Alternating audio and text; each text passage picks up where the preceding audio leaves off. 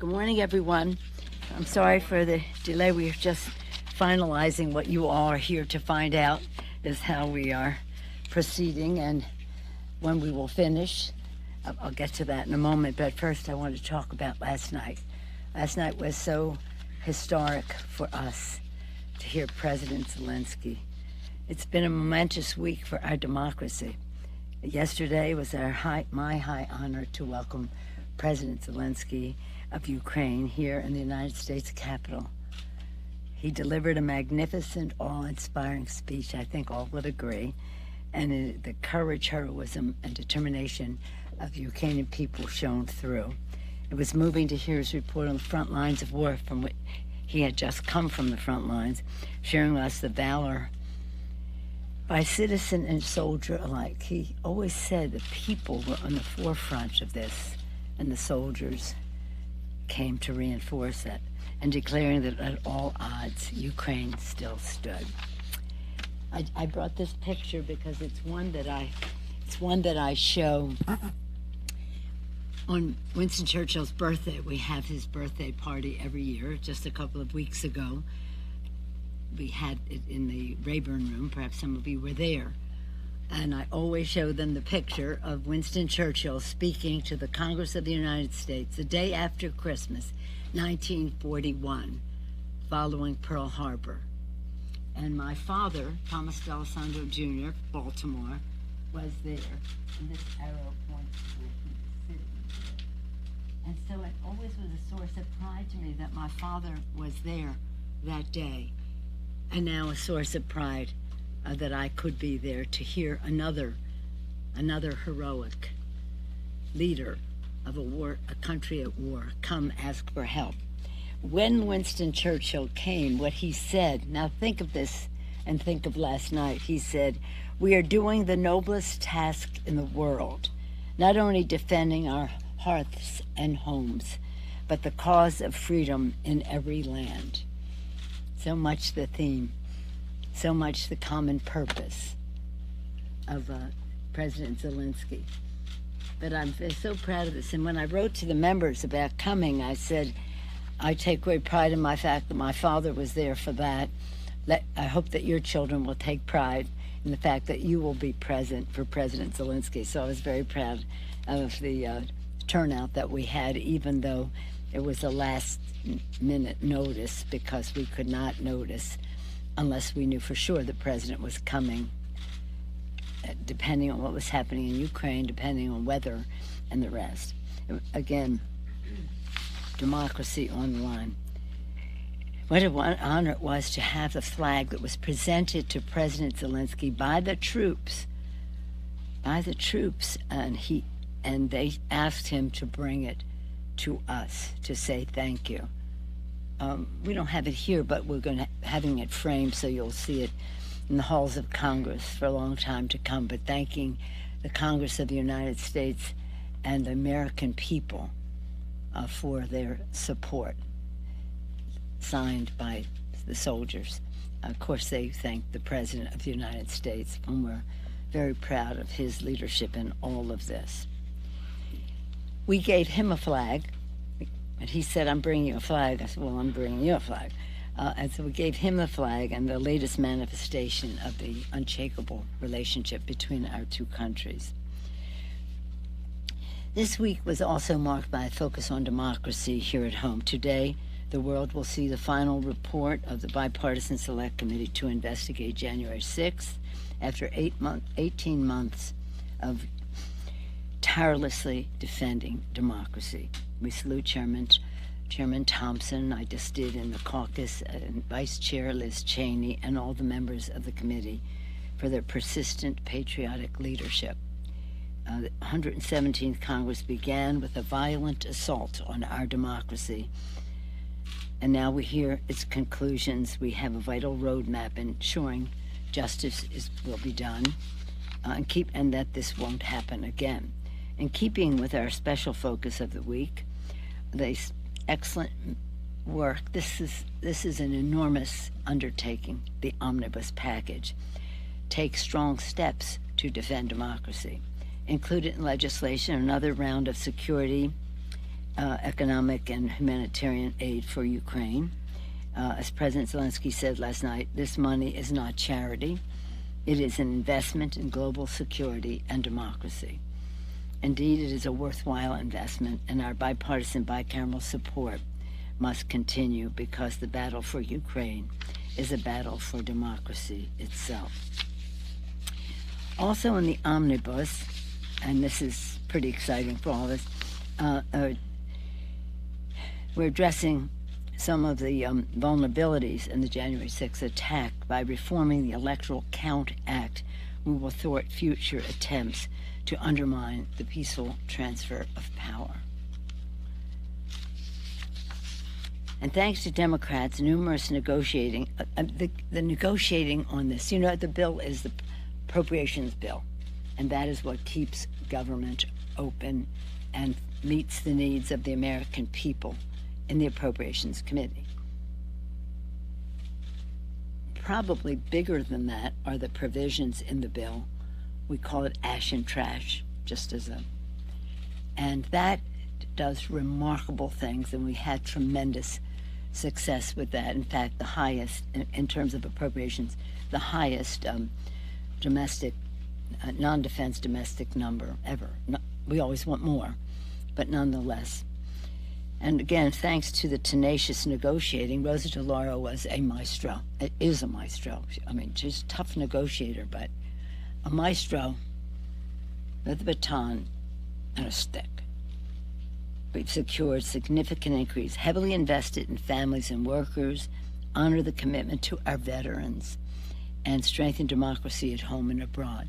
Most people don't know that veterans fall under the domestic agenda.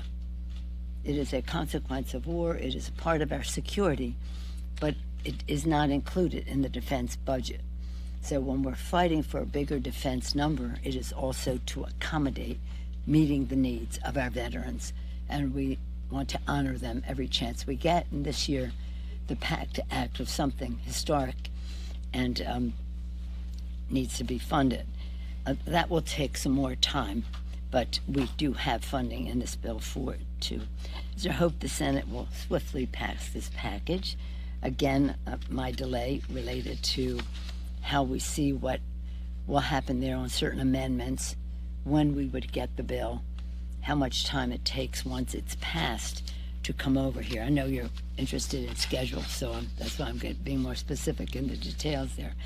Our hope would be that if it was finished this afternoon, it takes us about 5 hours to get the bill.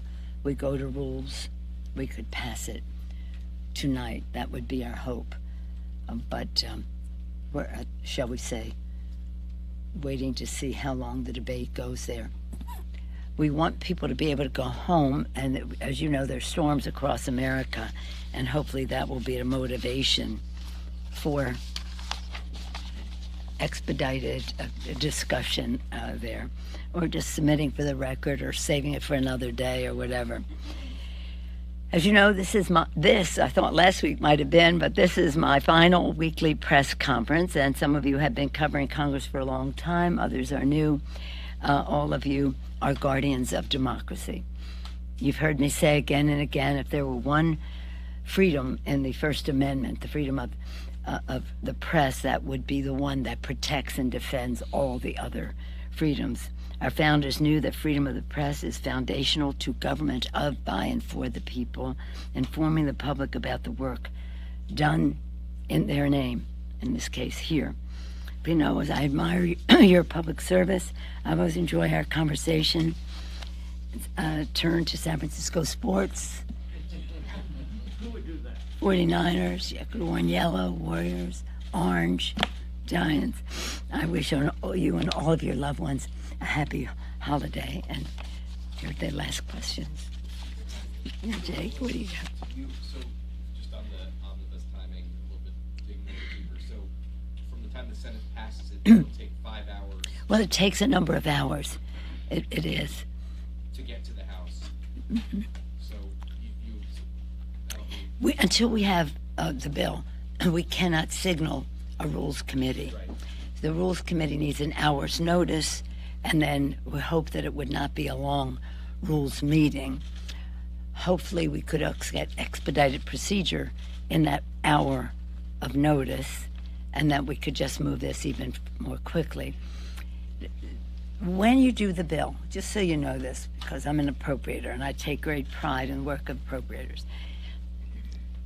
After you have the bill, so we have a bill, okay, now they may amend it and we'll see what happens, but when you have the bill, you sit side by side and read everything in it so that it is what is being written in the parchment is exactly what is the bill.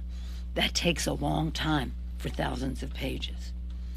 Then when that was finished and we get the signal from the Senate that they want us to send the bill, you go to the Senate floor, and it's a beautiful thing. You go over to the Senate and you take section by section by section by section, House and Senate. Not as long as reading every word, but confirming the sections. What is that called? It has a name, but it is part of the process. So all that is done now, it's just a question of the amendments. You know what many of them are. Probably 15, maybe 4 to 6 have a chance to be passed. Other compromises made. And it's just a question of how long people decide to talk on the floor.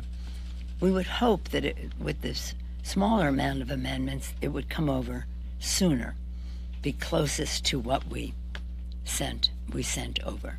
So again, in terms of your planes, I think it's tomorrow, but it could be tomorrow morning, is what we hope.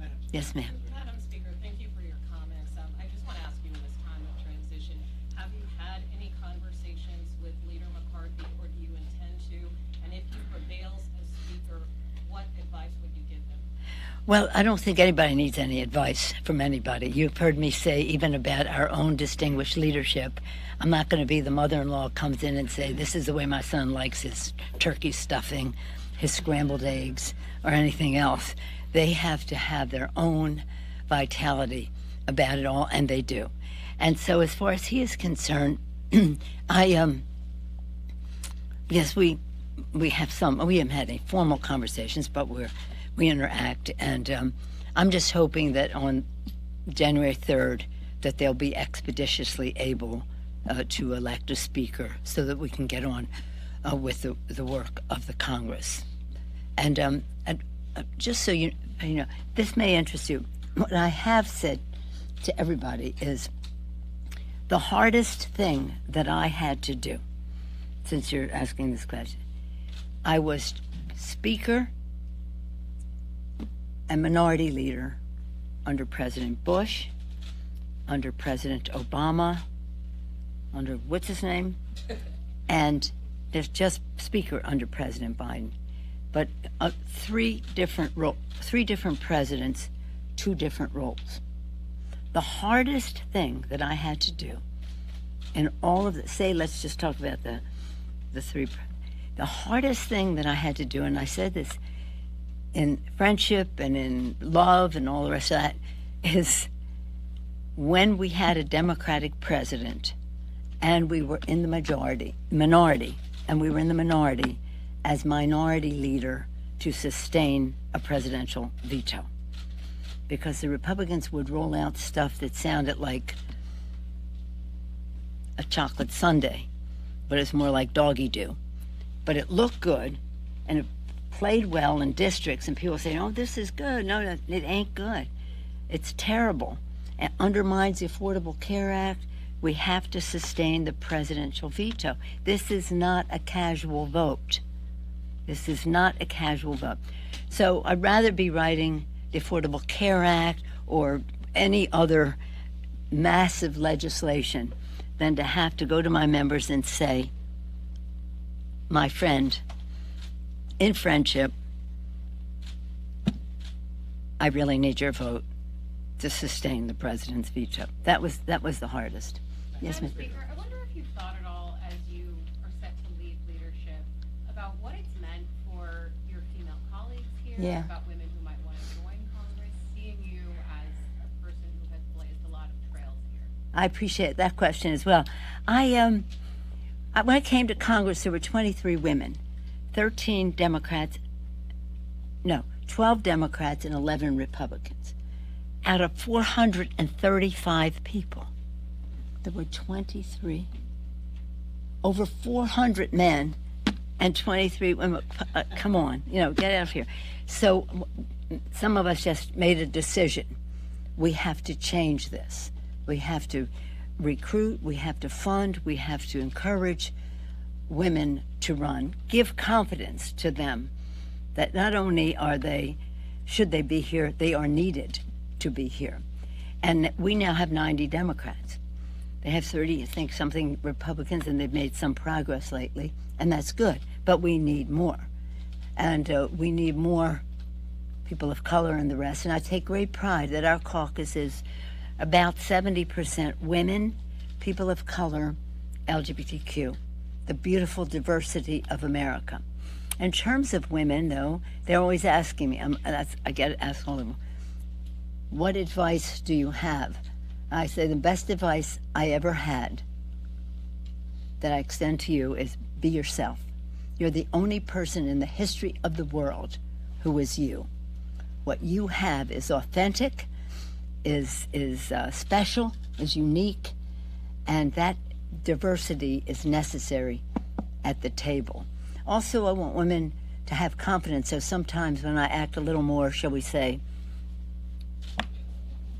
like myself, it's because I want them to know it's okay to assert yourself, to have confidence in what you bring to the table, and also to understand your uniqueness. So I have overwhelmed by women telling me how I've given them confidence or what a role model and this. And I said, don't worry about any role model. Be yourself. What do you got? Seems appropriate that Chad would have one of the last questions. If you don't think it's appropriate, we don't have to have him have it. I'll leave it up to you in this democratic forum. Thank you. Considering the consternation on the Republican side of the aisle picking the speaker, as somebody who has been speaker and has been through speaker's races before, does that bother you about what that says about the stability of the House of Representatives if they're having trouble picking a speaker? No. Politics, and might you be the last speaker for a while until they pick a speaker? No, I think they'll have a speaker. I think that my interest, and all of us, have to the integrity of the institution, the strength and respect that the institution commands and should command. And so that's why I said I hope that they would be able to resolve their differences on January 3rd and just come through with a vote to proceed. It doesn't weaken the House if it takes a while? It doesn't weaken the House if it No, takes a few days? no, we're a democratic institution. No, I wouldn't read too much into that. But I do think it's the sooner the better, because we have important work to do. Whether we agree or disagree, we have important work to do. Madam Speaker, going back to the Ukraine and democracy. Yes, please. Going back to the Ukraine and democracy theme, what message does that send to our biggest adversary on the other side of the globe? What happened yesterday, the events of yesterday, and what message on the flip side does it send to our allies like Taiwan when our appropriators have pulled billions of dollars that was in the NDAA for military defense out of the omnibus appropriations bill? Pulled money out of the appropriations bill? It was not included in the appropriations. Well, the defense number is bigger than it's ever been. But specifically for Taiwan, about $10 billion in grant money was pulled out of appropriations. Well, it is, I'm not exactly familiar with that piece, but our commitment to Taiwan is a clear one in terms of our support for them to be able to defend themselves. But to your basic first part of your question, the important purpose, in my view, of last night, and that's why I'm glad the President spoke in English, was to deliver a message to the American people of appreciation, of gratitude, and of connection in terms of being about democracy, theirs and ours. So it was an important message for our country. The response that he received from the members of Congress was overwhelming. It was overwhelming. And that was an important message for his people, for our people to see, for Ukrainians to see, for Russians to see, and for our allies to see. It was the connection between our two countries, the commitment to democracy that we associate ourselves with in terms of the courage of the people of Ukraine. What about China? Hmm? China seeing. Oh, you were talking about China. I thought you were talking about Russia. Yeah, China can see that as well. That's a whole other subject. That's another press conference for whoever wants to take that up. But as China, you know, I've been on the China case since Tiananmen Square. Even before that, I had met with His Holiness the Dalai Lama and had concerns about treatment in Tibet and that. And then when Tiananmen Square came, we were more active in terms of the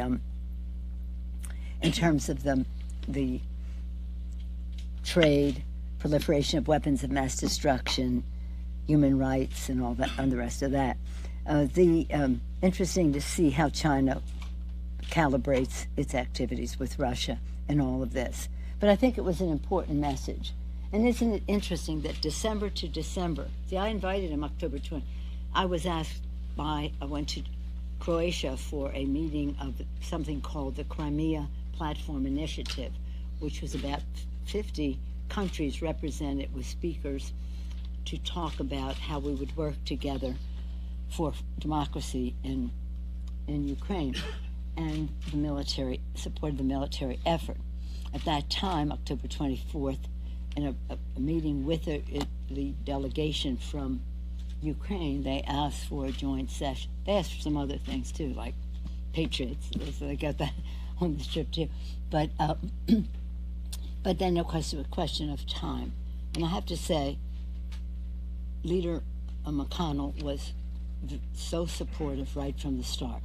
Right from the start, that was a real comfort level to come back and see in a bipartisan, bicameral way that we can do this, and that it would happen in Easter week, when the visit from Churchill was Easter week. Christmas week, the day after Christmas. This a few days before Christmas is inspiring. It's very inspiring. So again, it's a message that is inspirational as well as strong and informative as to our bipartisan, bicameral support for Ukraine, as well as admiring the leadership of our president, President Biden.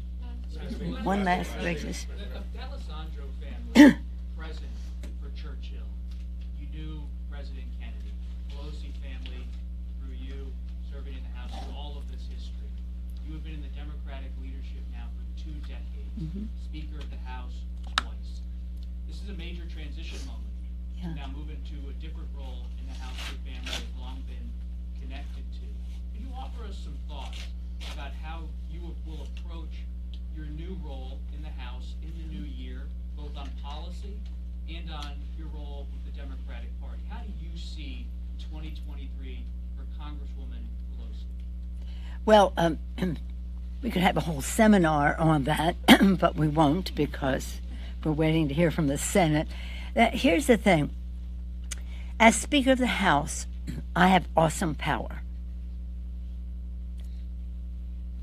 As now transitioning to a different role, I expect to have strong influence, but not on my members, just in terms of encouraging more women, for example, to run,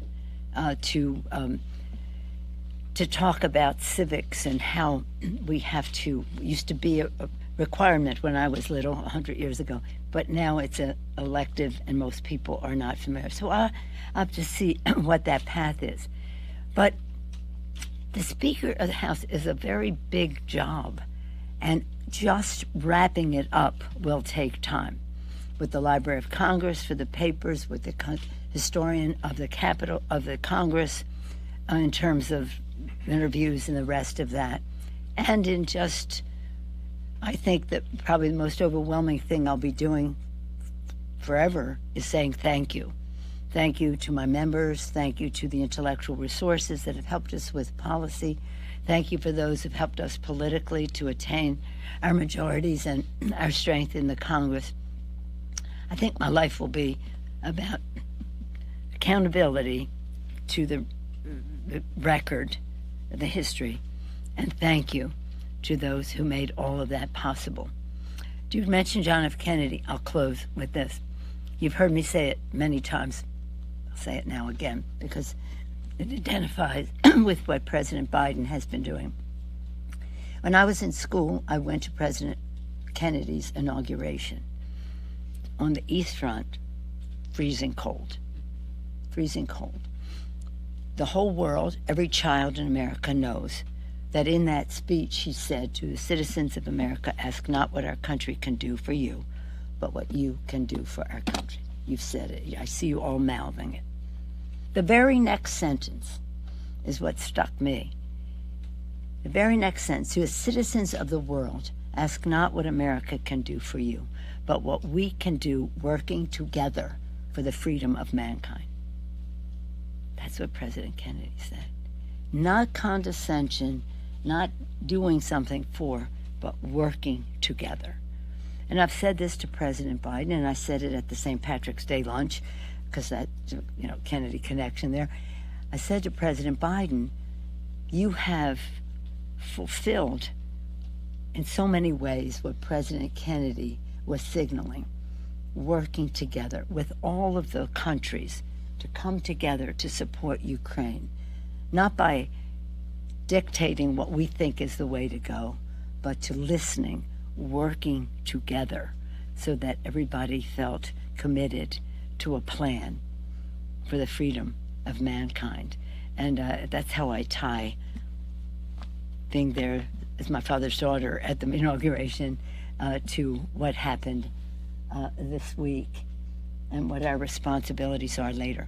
But my goal and my wish is that the members, that our new leadership in the House, based on the foundation that we have laid, or forming their own approach, will do even better than the significant legislative successes that I have had as Speaker of the House. Thank you all. Happy holidays. Merry Christmas, Happy Kwanzaa, Happy Hanukkah, whatever you celebrate, enjoy your families. Yes, thank you. The Thank Giants lost out on Correa. You have to comment on the Giants losing out on Correa. They were going to the Mets. The San Francisco Giants were supposed to get Correa, and he's now a Met. You must comment on this as the preeminent fan of the San Francisco Giants. Yeah, I was celebrating when he was coming to the Giants. Yeah. Well, we'll talk sports later, okay? Sure. Right now, we just want to see who's winning on these amendments.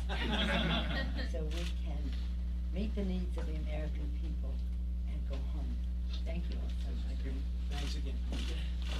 Yeah.